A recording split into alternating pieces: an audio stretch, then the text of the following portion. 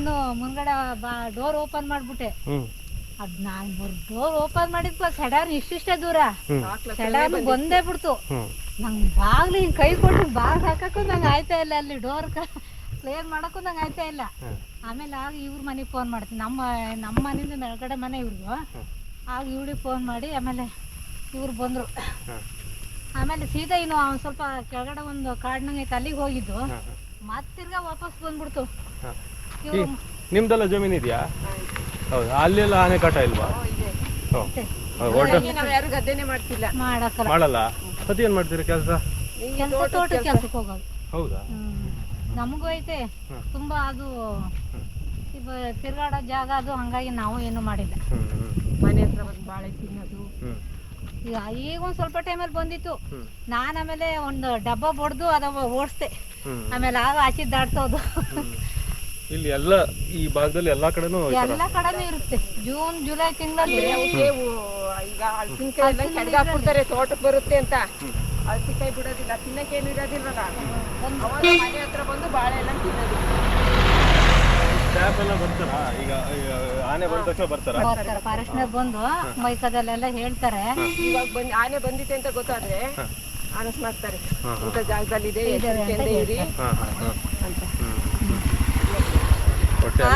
ನಿಮಗೆಲ್ಲ ಆನೆಗಳೆಲ್ಲ ಬಾರಿ ಪರಿಚಿತ.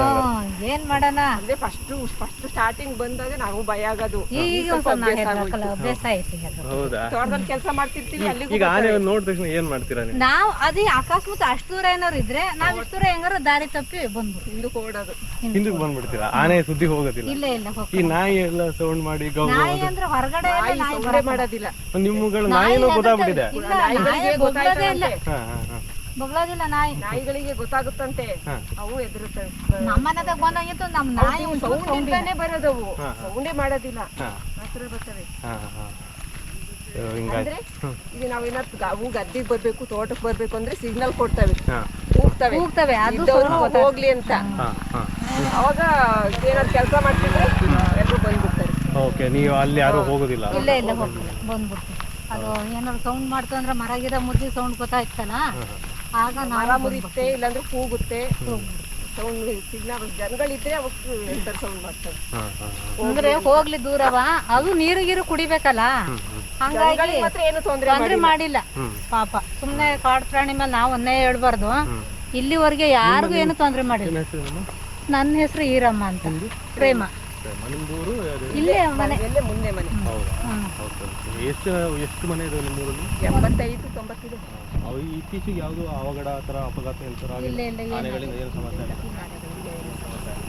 ಇದು ಅರ್ಜುನಂದು ಸ್ಮಾರಕ ನೋಡಿದ್ರಲ್ಲ, ಏನದು ಅರ್ಜುನಂದು ಖುಷಿ ಆಗುತ್ತೆ. ಅಂದ್ರೆ ಅದ್ ಬಂದು ಇದಾಗ್ಲಾಗಿ ನಮಗೂ ಈ ಜನಗಳೆಲ್ಲ ತಿರ್ಗಾಡಿದ್ದು, ಸ್ವಾಮಿದು ಒಂದು ಪೂಜೆ ಅದೆಲ್ಲ ಇಷ್ಟ ಆಯ್ತು. ಚೌಡಿ ಬನ ಇದೆ, ಅದೊಂದು ದಾರಿ ಒಂದ್ ಮಾಡ್ಬೇಕಿತ್ತು ಚೌಡಮ್ಮನ್ ಬನ್ಕೆ. ಅದೊಂದ್ ದಾರಿ ಮಾಡಿಲ್ಲ, ಅದೊಂದ್ ಸ್ವಲ್ಪ ಕೆಳಗಡೆ ಕಾಡಿಗೆ ಆಗ್ಬಿಟ್ಟಿತ್ತೆ. ಅದರಿಂದ ಒಂದ್ ಸ್ವಲ್ಪವ ಅಂದ್ರೆ ಇದ್ರದ್ದು ಕತೆ ಹೇಳಿದೆ, ನಮಗ್ ಗೊತ್ತಿಲ್ಲ, ಹೇಳ್ತಾರೆ. ಹಿಂದೆ ಏನೋ ರಾಜರ ಕಾಲದಲ್ಲಿ ಐದೂರು ಪಾಳ್ಯಗಾರ ಕಾಲದಲ್ಲಿ ಇದ್ದೇ ಅಲ್ಲಿ ಮೇಲ್ಗಡೆ ಹೋಗ್ಬೇಕಿತ್ತು, ಅಲ್ಲೊಂದು ಕಲ್ಲಿತ್ತು,